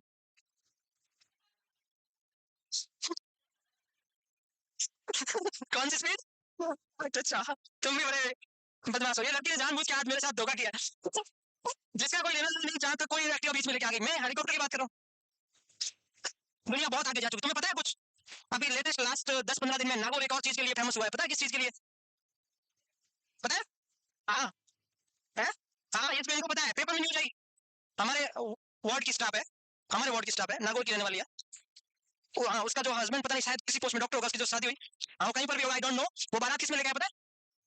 वो हमारे साथ में स्टाफ वो लड़की, हमने उसने स्टेटस लगाया, बारात में हुई दुल्हन की विदाई, उसने स्टेटस लगाया, देखो वो लड़की खुद पास में खड़ी, वो खड़ा, और लड़की कभी पहचान में नहीं आती कभी भी, इतना लिपा होती है कैसे आएगी? सच में नहीं आती, मैं गारंटी के साथ बोल रहा हूँ, लड़की पहचान में नहीं आती, लड़का सेम ही आता बेचारा, लड़की को वैसे नहीं जानता तो पहचान में आया नहीं आई, उसने स्टेटस लगाया, मैंने पढ़ के छोड़ दिया। ये सब वार्ड में बात, ग्रुप में मैसेज हमारे वार्ड वाले में कि उसकी विदाई देखो हेलीकॉप्टर में हुई। मैंने कहा भाई वापी भाई, मैंने कहा हेलीकॉप्टर में विदाई हुई, मिठाई भी हेलीकॉप्टर वाले जैसी खिला भाई, तो मिठाई तो लेके आ रही है अपनी हमारे जैसे बाइक वाला जैसी, विदाई तेरी हेलीकॉप्टर में हुई, हाँ सच, और पेपर में जब हेलीकॉप्टर में विदाई होगी पेपर में क्यों नहीं हो जाएगी? वो गई चाहे कितनी बार 100 किलोमीटर दूर वापस, लेकिन लड़का बहुत ज्यादा पता नहीं क्या है हेलीकॉप्टर लेके आया, चाहे किराए पे लाया होगा, किराए पे लाएगा ना। फिर मैंने पता किया गूगल से कि क्या हेलीकॉप्टर किराए पे ला सकते हैं, उसने पाया घंटे के 1.5 लाख रुपए लगते हैं, हेलीकॉप्टर आता है, उसने 1.5 लाख में फेमस हो गया बंदा, और ये भी फेमस हो गया नर्सिंग ऑफिसर, हम तो इसको हेलीकॉप्टर वाली बोलते हैं। है? सच में रियल है ये, आया था ना पेपर में, नर्सिंग ऑफिसर की हुई। और सुनो बात, हेलीकॉप्टर जो लड़का डॉक्टर है उसका पेपर में नहीं आया कि डॉक्टर लेने आया हेलीकॉप्टर में, नहीं, नर्सिंग ऑफिसर की हुई हेलीकॉप्टर में, इससे दो बातें सिद्ध होती है, न्यूज लड़की वाला ने छपवाई, यस और नो? अगर लड़के वाले छपवा तो क्या लिखते हैं, दुल्हा बारात लेके आया हेलीकॉप्टर में, ऐसे होता ना, तो इसका मतलब लड़के वालों ने पैसे किसके लगे, लड़के वालों में। न्यूज कौन फेमस हुई? दैट्स टैलेंट इन गर्ल्स, है कि नहीं? सच है गलत है? सही है, सही है, सही बात, क्या गलत? नेक्स्ट, मैनेजमेंट को, यही तो बात है, बहुत अच्छी, मेरे को बहुत अच्छा लगा, पैसे चाहे 1.5 लाख रुपए लगे, लेकिन हेलीकॉप्टर आया, धूल उड़ गए, बहुत सालों के धूल उड़े होंगे, प्रिपेयर द क्लाइंट, जो ही पता चलता है कि बारात, सॉरी, जो ही पता चलता है कि क्या है, जीटीडी है, जो ही पता चलता है कि जीटीडी है, prepare the client for uterine evacuations, diagnostic test पहले कंफर्म कर लेना है, ठीक है भाई, metastasis, evacuation of the mole is done by vacuum aspirations, अपने को तुरंत जितना जल्दी हो सके एमवीए कर लेना है, अगर 12 वीक से ज्यादा है तो ऑक्सीटोसिन लगा के यूट्रस में कॉन्ट्रैक्शन, जो मेथड आपको बताइए सेम एबॉर्शन वाला, ठीक है। Monitor for post procedure haemorrhage and infection, बताऊंगा complications, most common complication acute में आता है हेमरेज, मोस्ट कॉमन में हेमरेज आता है। 4 नंबर, टिश्यू इज, एक एक लाइन काम की इसमें, आप सोचोगे क्या लिखा है, एक एक word, tissue is sent to the laboratory for evaluations and follow up is important to detect changes suggestive of malignancy, okay got it. Number 5, HCG levels are monitored every 1 to 2 week, levels are checked every 1 to 2 month for 1 year, पहले 2 महीने तक थोड़ा जल्दी जल्दी, उसके बाद हर महीने से 2 महीने से नेक्स्ट 1 ईयर तक। Last bar, instruct the client and partner about birth control measures so that pregnancy can be prevented during the 1 year follow up period। समझ में आई ना सारी बातें जो मैंने बताई थी ना अपनी लैंग्वेज में, वो ये अपनी लैंग्वेज में लिखी हुई है। कौन सा?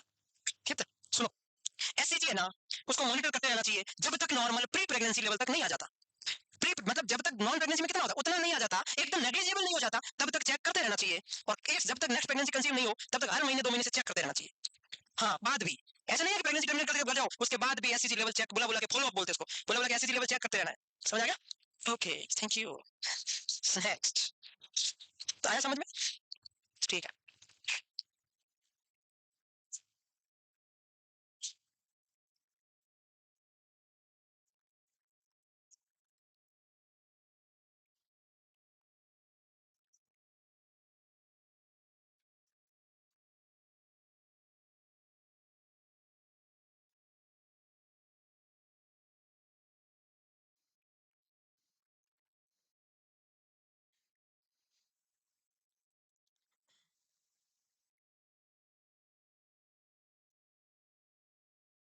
उसको अच्छे से लिखना है एक एक लाइन को, है ना। इसको ऐसा मत समझना नहीं आएगा, ऐसा नहीं बोल रहा हूँ, आएगा ही आएगा, ऐसे कह रहा हूँ।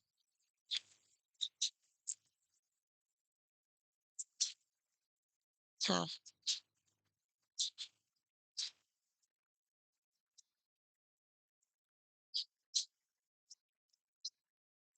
ओके, लिख लिया क्या? तो नहीं लिखा तो अभी तक क्या है?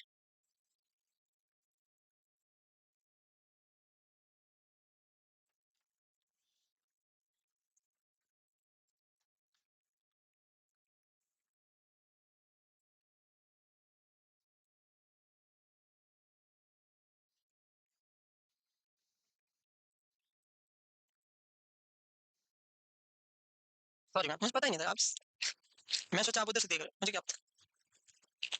आपने जगह चेंज करी क्या? पहले दिख रहा था, फिर क्या हुआ है? अब इधर से सही दिख रहा है? ओके। के क्लास में भी जगह चेंज करनी पड़ती है तुम्हें? मैं तो यही रहता हूँ सेम पढ़ू, कभी उधर तो नहीं गया कि मैं आप इधर पढ़ाऊँ मैं उधर चला जाऊँ, नहीं, I am always here only. एक दिन अपन ऐसा करते हैं, मैं सेलेक्ट करता हूँ कोई स्टूडेंट, 30-30 मिनट कोई टॉपिक पढ़ाना है, मैं आपकी जगह बैठूंगा, फिर आपका वीडियो बना के आपके घर वालों को भेजेंगे। सच में इतने बड़े पोडियम पे बाहर लग रहा है इंस्टाग्राम पे रील, अभी देखा नहीं अंदाज हमारा, ऐसे करके कुछ है। I am a big teacher on the big platform like that too much gatherings, ऐसे मतलब यूं थोड़ा यूं लगा के जिंसिक जिंसिक लगा के मस्त। सच में बता रहा मैं, लेकिन हम तो कुछ भी लगा नहीं सकते, फंस गए, हम तो कुछ भी नहीं कर सकते। कोई बोल देना पड़ा तो हाँ हाँ हमें आता ही नहीं, ऐसी हालत कर दी हमारे उसने, किसने, हाँ ऐसी बैंड बजाई है। कोई बोल दे आप पढ़ा, तो मैंने कहा हाँ बाप जी किसको बोलते पढ़ाना, हमें तो एबीसीडी नहीं आती, इसलिए हम सब कुछ हमारा क्या है, बंद, बंद कमरे में पढ़ा रहे हैं बस, इसलिए कोई टू बैन को यू है, हमारा कुछ नहीं है।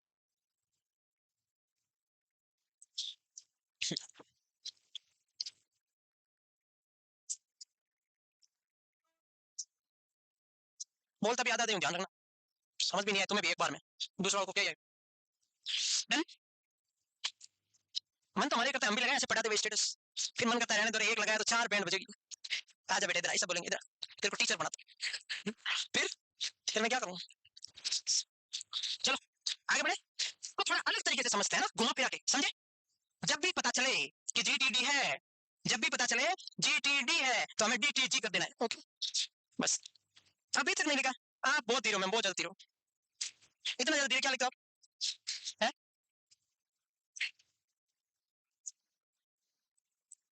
आगे बढ़े, प्लीज प्लीज प्लीज प्लीज।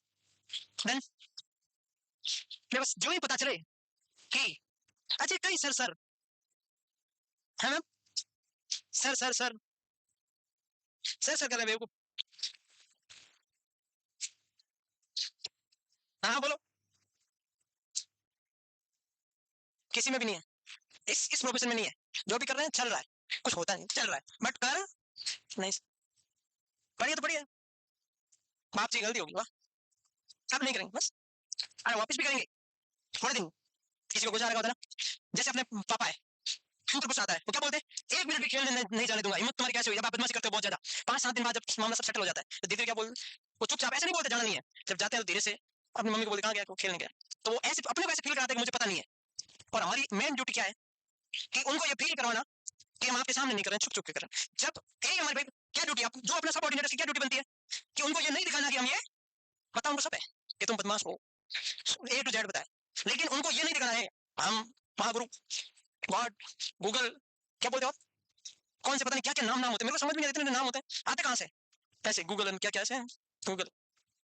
अब आते management, principles in the management are, सबसे पहले जैसे प्रेगनेंसी टर्मिनेट करना है तो mostly section evacuation method, supportive therapy का मतलब ये होता है जब प्रेगनेंसी टर्मिनेट करोगे एनीमिया होगा ना, भाई ब्लड लॉस होगा ना, तो एनीमिया को करेक्ट कर दो और इन्फेक्शन को करेक्ट कर दो, और तीसरा मैनेजमेंट है follow up care, follow up में मतलब वही ज्ञान, ज्ञान क्या है, 1 साल तक कंसीव नहीं करना, ऐसे चेक करवाते रहना, वो ज्ञान, तो 3 बातें ध्यान रखनी है जब आप जीटीडी को खत्म करते हो या मैनेज करते हो, तो 3 बात। अब हम पढ़ेंगे द कॉम्प्लिकेशंस ऑफ जीटीडी, कॉम्प्ली, तो देखो भाई बहुत कंपटीशन का जमाना है, कंपटीशन सॉरी, तो आपको लगता सब कुछ इजी है, तो आपको क्या लगता है बहुत इजी है, इनके तो मौज है, मौज क्या है, एनी टाइम सांस तो ट्रेकिया में रहता है, सच में, सच में ट्रेकिया वैसे मतलब दिक्कत तो हर चीज आपको लगता है दूर से आपको वाओ जॉब, इधर फिर वो पीछे से बोलते पैसा, मेरे को पैसा नहीं है, एनी टाइम स्ट्रेस बड़ी चीज है कि नहीं है, कितना स्ट्रेस होता है सोचो, अरे तुम क्या जानो, छोड़ो। है एक्टिवा कोई स्ट्रेस नहीं।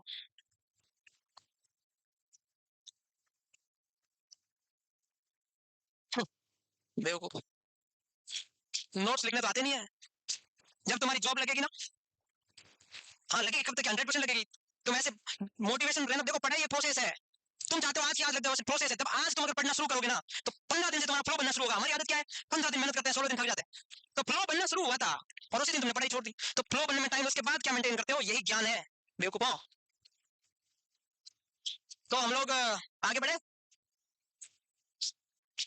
मुझे आज तक एक बात समझ में नहीं आई है, बहुत सारी बातें समझ में नहीं आई है, बट एक बात में से ये है अभी, जो लड़कियों की हैंडराइटिंग अच्छी क्यों होती है।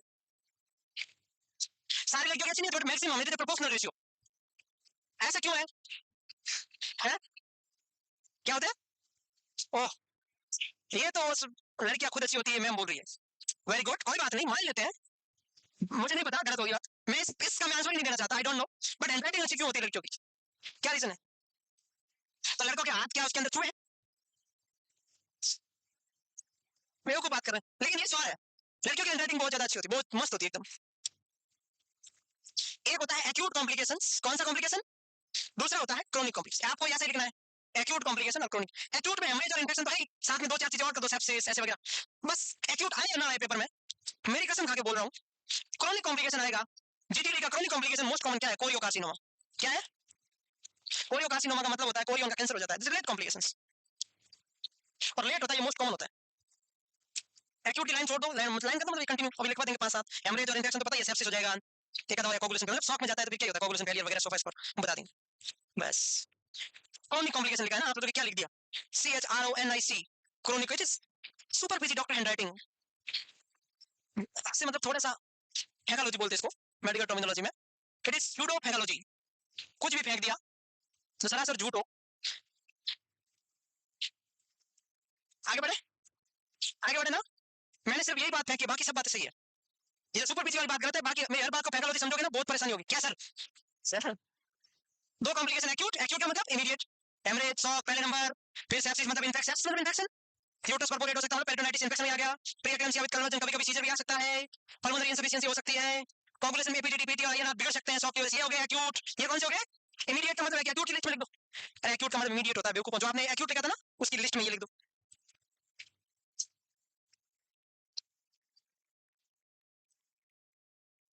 फिर लेट या क्रोनिक, उसका नाम क्या था? एक ही है, वापस लिखना पड़ेगा। फिर नहीं करोगे सर, सर क्या करेंगे? कोरियोकार्सी, नो कोरियोकार्सी, ओके, कोरियोकार्सी, no, that is most common complication of GTD. Now GTD is finished. Next disorder is APH. Next disorder is, इतना मस्त डिसऑर्डर है, इतना मस्त है, मस्त मतलब पढ़ने में आनंद आ जाएगा आपको। एपीएच सुपर स्टार डिसऑर्डर है, और आप इस एपीएच लॉजिस्ट बन जाओगे, मैं सच बता रहा हूँ। है सच में, क्या हुआ, ये क्या करी बेवकूफ प्राणी।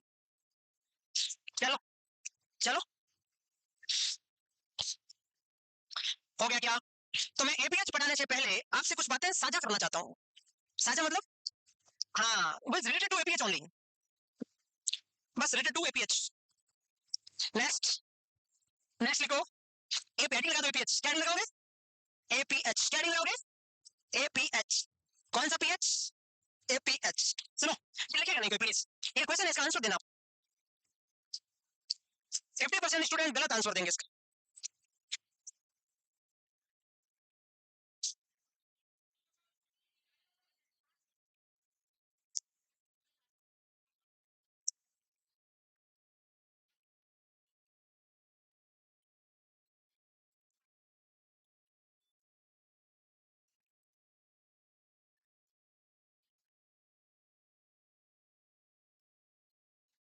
Next time over. मैं सोच रहा था गलत आंसर देंगे, सच में, सच में सोच रहा था इसमें तो तुम फंस जाओगे।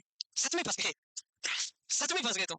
एक भी कैंडिडेट ने सही आंसर नहीं दिया, सेंटर का तो लेना देना नहीं है, एक भी कैंडिडेट ने सही आंसर नहीं दिया। सोच लो, आप बोलते हो ना कि ऐसे ही क्वेश्चन नॉर्थ सेट में गलत होते हैं, आपको लगता है कि मेरा गलत हो ही नहीं सकता, और और आप इसको गलत मानते ही नहीं हो, तो आप तो इसको सही मान के चलते हो, और आपके 0.33 माइनस हो चुका है दूसरे क्वेश्चन में से जो आपने किया है, एकदम बेसिक वाला।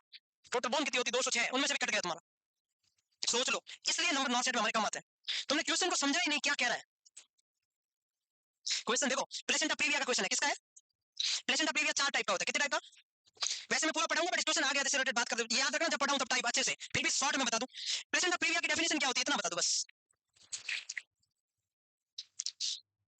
पहली बात तो ये, प्लेसेंटा प्रीविया का मतलब है जब प्लेसेंटा इंप्लांट हुआ था उसी टाइम की दिक्कत है, लेकिन हमें फील 28 वीक के बाद होती है प्रॉब्लम, ठीक है ना, ज्यादा तो पहले होती नहीं है, क्योंकि एपीएच है तो 28 वीक के बाद के डिसऑर्डर को बोलते हैं APH. Implantation of the placenta in lower uterine segment is called placenta previa. 100% implantation का होना चाहिए, 90% नहीं, 100% का होना चाहिए। यूट्रस के दो पार्ट कर दो, एक होता है अपर यूटेराइन सेगमेंट और एक होता है लोअर यूटेराइन सेगमेंट। और प्लेसेंटा हमेशा कौन से पार्ट में इंप्लांट होना चाहिए? ये है नॉर्मल, चाहे इधर हो चाहे इधर होना चाहिए, इससे ऊपर ऊपर, यहाँ पर हो गया माना, इसको हम बोलते हैं नॉर्मल प्लेसेंटा इंप्लांटेशन। चाहे एंटीरियर हो चाहे पोस्टीरियर, मतलब कुल मिलाकर एंटीरियर होना चाहिए, बात, बट मान लेते हैं कि फिलहाल अपर यूटेराइन सेगमेंट में हो गया, इसको हम क्या बोलते हैं? नॉर्मल। अगर बाई चांस मैक्सिमम, सुनना एक ही क्वेश्चन मैंने पूछा नहीं है, जो कभी भी आ सकता है, अगर मैक्सिमम प्लेसेंटा अपर यूटेराइन सेगमेंट में इंप्लांटेड है बट सम पार्ट भी अगर लोअर में है, उसको बोलते हैं low lying placenta, type 1 placenta previa. मतलब क्या हुआ? अगर इतना सा भी, कितना सा भी, इतना सा भी है, पहले वाले को भूल जाओ, ये देखो इतना सा भी अगर लोअर यूटेराइन सेगमेंट में, इसको भी क्या बोलते हैं? लो लाइन। ये भी टाइप, इसमें दिक्कत कुछ नहीं आएगी, वजन डिलीवरी इजीली होगी, बट बोलते क्या इसको? टाइप 1 प्लेसेंटा प्रीविया, या दूसरा नाम लो लाइन, मतलब नीचे है, नॉर्मल नहीं है, दिक्कत कुछ नहीं होगी इसमें। अब आता है टाइप 2। टाइप 2 की डेफिनेशन ये होती है, ये सभी सही तो पता है। टाइप 2 की डेफिनेशन ये होती है जब प्लेसेंटा का इंप्लांटेशन लोअर यूटेराइन सेगमेंट में, तो ये तो कंफर्म है, धीरे धीरे लोअर आ रहा है, सर्विक्स को बिल्कुल भी क्रॉस नहीं, क्लोज नहीं करे, कवर नहीं करे सर्विक्स को बिल्कुल भी, लेकिन सर्विक्स के किनारे तक पहुंच जाए या 1-2 सेंटीमीटर ऊपर रहे सर्विक्स से, माना कि यहाँ पर ये सर्विक्स है, तो इसको क्या बोलते हैं? Placenta, implantation of the placenta in lower uterine segment, especially just margin to the cervix, या 1 to 2 centimeter above those and not cover those. याद रखना, even may be close, even may be open. cervix को बिल्कुल भी cover नहीं करता, बिल्कुल भी। अगर आधा भी क्रॉस कवर करता तो वो पार्शियल होता। पार्शियल वर्ड का मतलब यही है कि सर्विक्स को क्लोज कर रहा है कुछ कुछ। मार्जिनल का मतलब क्या होता है? किनारा। अरे तुमने वो नहीं पढ़ा मार्जिनल प्लेसेंटा? मार्जिनल प्लेसेंटा नहीं पढ़ा क्या? क्या था कि जो किनारे पे चिपका हुआ है कोल्ड प्लेसेंटा के, तो मार्जिन का मतलब किनारा। तो प्लेसेंटा बेटर डो था ना, क्या था? तो दूसरी बात ये है, प्लेसेंटा सर्विक्स के किनारे से स्टार्ट हुआ है, सर्विक्स के सामने नहीं है, इसको बोलते हैं attachment to the margin of the internal os but does not cover it. कुल मिला के सर्विक्स के सामने बिल्कुल भी नहीं है, बिल्कुल भी सर्विक्स के सामने नहीं है, चाहे ओपन रहे चाहे क्लोज रहे, इसको बोलते हैं मार्जिनल या टाइप 2। मार्जिनल का दूसरा नाम क्या है? मार्जिनल प्लेसेंटा प्रीविया या टाइप 2 प्लेसेंटा प्रीविया। समझ में आया? अब आता है तीसरा, पार्शियल सेंट्रल। तीसरा होता है पार्शियल सेंट्रल, या सिर्फ पार्शियल बोल दो तो भी चलेगा, पार्शियल सेंट्रल ना बोलो, सिर्फ पार्शियल। जब सर्विक्स, सुनना, जब सर्विक्स क्लोज होती है, सर्विक्स क्लोज होती है तो 0 सेंटीमीटर होती है ना कुल मिला के, जब सर्विक्स क्लोज है तो इसको पूरा कवर करके बैठा है, और जब सर्विक्स ओपन हो जाएगी तो प्लेसेंटा तो अपनी जगह पे रहेगा। देखो ये सर्विक्स है, जैसे एग्जांपल के लिए ये सर्विक्स है, अब ये सर्विक्स अभी क्लोज है, अब थोड़ी देर बाद में सर्विक्स ओपन होगी, एग्जांपल ऐसे, तो प्लेसेंटा तो यहाँ पर है फिक्स, अपनी जगह पे रहेगा।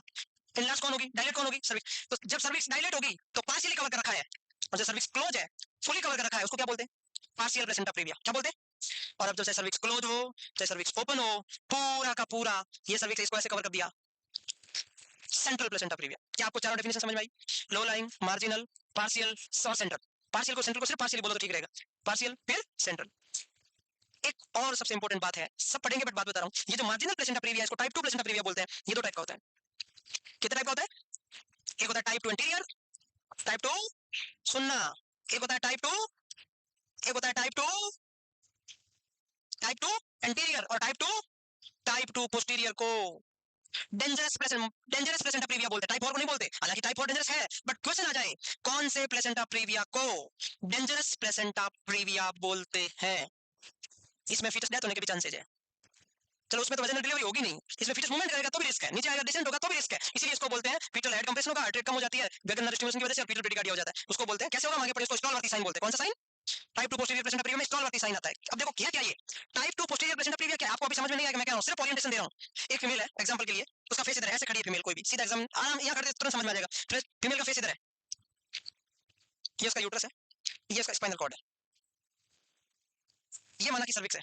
अब सोचना, इधर फेस है, अगर प्लेसेंटा इधर होता, सर्विस से ऊपर है अभी ना, टच नहीं किया उस तक है, आगे की तरफ, मतलब ये है जस्ट ऐसे खड़ी फीमेल, इधर आगे की तरफ होता, आगे की तरफ, तो अगर बेबी नीचे आ रहा होता, बेबी यहीं से नीचे आता है, यहीं तो होता है बेबी, तो अगर नीचे आ रहा होता तो एब्डोमेन आगे बढ़ जाता है, क्योंकि ये क्या है? स्किन है ओनली, आगे बढ़ जाता है, तो प्लेसेंटा कंप्रेस नहीं होता, हेड कंप्रेस नहीं होता भाई, जो हेड नीचे आ रहा होता तो प्लेसेंटा आगे खिसक जाता, एब्डोमेन आगे बढ़ जाता, और बेबी एक्सपेल आउट, बेबी निकल जाता। समझ में आ रही? और अगर ये प्लेसेंटा ऐसे खड़ी है फीमेल, यूट्रस के इस वाले पार्ट पे, तो यूट्रस है, यूट्रस से पीछे क्या है, स्पाइनल कॉर्ड। तो अब पीछे बोनी प्रोमिनेंस आ गया, अब फीटस नीचे आएगा तो प्लेसेंटा कहाँ जाएगा, इतना नहीं जा पाएगा, तो फीटस का हेड क्या हो जाएगा, कंप्रेस हो जाएगा। उसकी वजह से फीटस को ब्रेडिकार्डिया हो जाता है, वेगस नर्व स्टिमुलेट होने की वजह से। उसको स्टॉलवर्थी साइन बोलते हैं। क्या बोलते हैं, कुछ समझ में आया, थोड़ा बहुत समझ में आया, हल्का सा आगे तो मतलब नाम पता चलो, बाकी चीजें बाद में समझ आ जाएगी। बस इतना याद रखना कि स्टॉलवर्थी साइन का रिलेशन प्लेसेंटा प्रीवियस है और टाइप 2 पोस्टीरियस है, इतना भी। और क्या होता है, हार्ट रेट कम हो जाती है फीटस की, उसको बोलते हैं, क्योंकि हेड कंप्रेस हो जाता है। इतना टाइप 4 समझ में आ गया। तो इसका आंसर क्या था, मार्जिनल। अब एंटीपार्टम हेमरेज की डेफिनेशन क्या है, कौन बताएगा, पहले दिया बताओ। फॉर 28 वीक के बाद और 37 वीक से पहले, या 38 वीक से पहले, या 39 वीक से पहले, या 40 वीक से पहले, कौन सा सही है, कौन सा सही है, चारों ही गलत है। 28 वीक के बाद और लेबर से पहले कोई भी ब्लीडिंग होती है, चाहे लेबर कभी भी हो रहा है ना, उसको एपीएच बोलते हैं।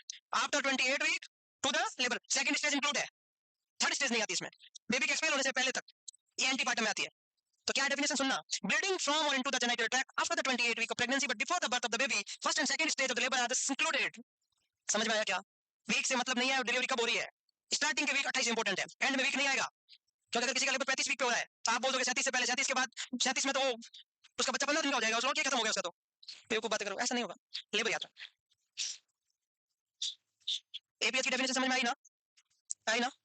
28 के बाद लेबर से पहले होने वाली कोई भी ब्लीडिंग को एंटी, मतलब ये एंटी पार्टम को हिंदी कर दो, एंटी मतलब पहले, पार्टम, पार्टम मतलब प्रेगनेंसी को बोलते हैं, मतलब लेबर को बोलते हैं ना, पार्टम मतलब लेबर, तो एंटी मतलब पहले, पार्टम मतलब लेबर, हेमरेज मतलब हेमरेज, तो लेबर से पहले का हेमरेज 28 वीक के बाद उसको हम बोलते हैं एंटी पार्टम हेमरेज।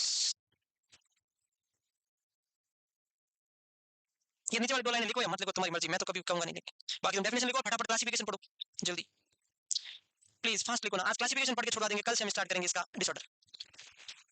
इसके क्लासिफिकेशन बहुत ही, जिसमें आपको जोर भी नहीं आएगा, दो ही नाम याद रखने, एपी और पीपी, एपी और पीपी, असिस्टेंट प्रोफेसर और प्रोफेसर ही प्रोफेसर, बस।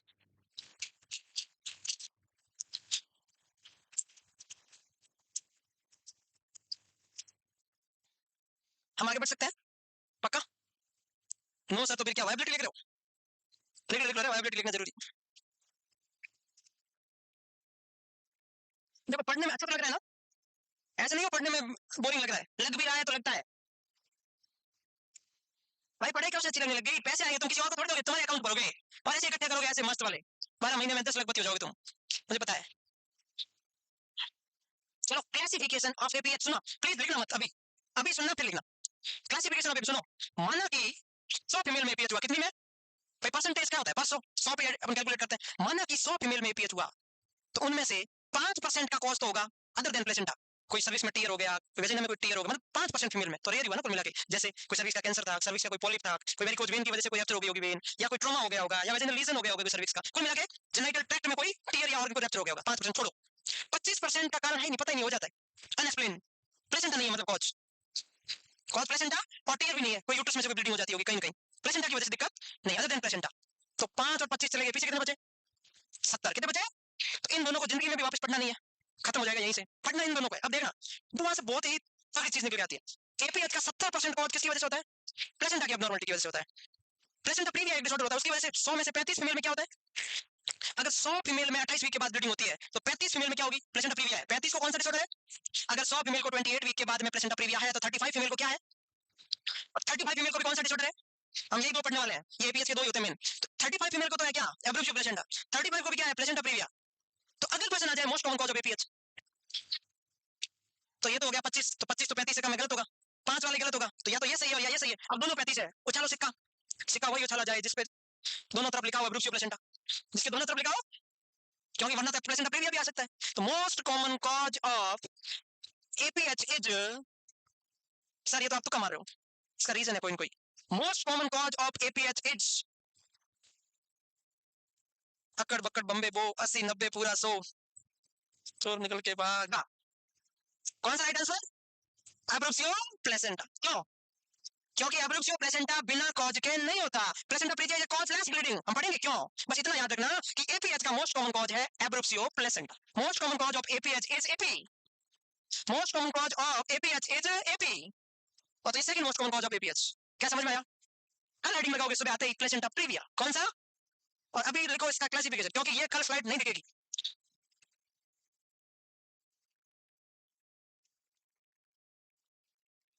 हो गया ना? चलने दे, उसको भी लिखना, ऑनलाइन वालों को भी तो लिखने दे। सबसे अच्छा बात है, मैंने लाइफ में एक चीज, अगर आप बहुत ज्यादा बिजी रहते हो ना तो मोबाइल चार्ज पूरा हो सकता है। मेरा मोबाइल कभी भी 25-30% से ज्यादा चार्ज नहीं हो पाता है। या तो एक हो सकता है कि मैं बहुत थका हुआ हूं, चार्ज लगा के भूल गया, तो या मैं क्लास था तो मैं देखा नहीं, देख मजबूरी देख नहीं पाया, क्या कर लोगे, देखोगे कैसे, तो हो गया। नहीं तो भाई 25% होते ही देखो देखो मेरा चार्ज नहीं, आज जितनी बार मैंने क्लास लेते हुए चार्ज लगाया 100% हुआ है, गई सुबह तक की, टेंशन फ्री। तो आप भी जब पढ़ो ना तो मोबाइल चार्ज लगा दिया करो, साइलेंट करके। तो लिखो कल ये नहीं मिलेगा वापस, ये ओनली 8 तारीख, 9 तारीख को सिर्फ प्रेजेंट ऑफ प्रीवियस से शुरुआत होगी, और प्रेजेंट ऑफ प्रीवियस पढ़ के आना, और एब्रोच प्रेजेंट पढ़ के आना, जितना तुम में जोर है उतना पढ़ के आना, जितना बुक में से पढ़ के आओ पढ़ के आना, डीसी दत्ता है, पीआर है, टारगेट है, सॉन्डर्स है, मॉस भी है, जो भी बुक है तुम्हारे पास सब पढ़ के आना, नया क्वेश्चन लाना, जितना लास्ट को, ताकि पता चले तुम्हें भी, हमें भी, सबको भी, ऑनलाइन वालों को भी, देखने वालों को भी। हाँ।